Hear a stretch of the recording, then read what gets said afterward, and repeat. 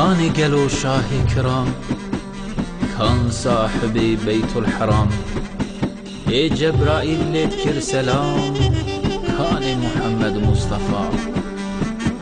کان گلو شاه عرب، کان حاکم بعزل و نسب. خوی معجزات پر عجب، کان محمد مصطفى. کان محمد مصطفى. کان گلو شاه عزم، کان ناسخ خاج و سنم.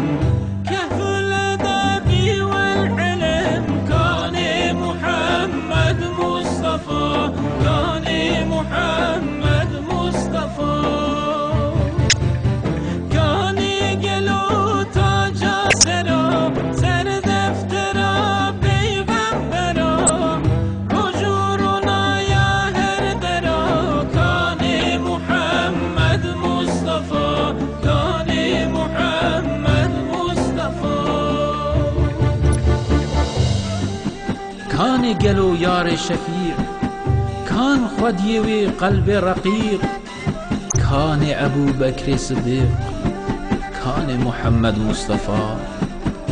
کان گلو کهف الصحاب، کان معدنا صدق و ثواب. کان عمر ابن الخطاب، کان محمد مصطفى. کان محمد مصطفى. كان قلو بحر عمان، كان جامع جملة قرآن. كان عثمان بن العفان، كان محمد مصطفى. كان محمد مصطفى.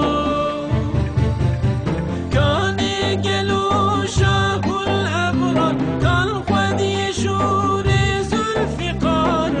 كان إمام علي كرار، كان محمد مصطفى. كان محمد مصطفى.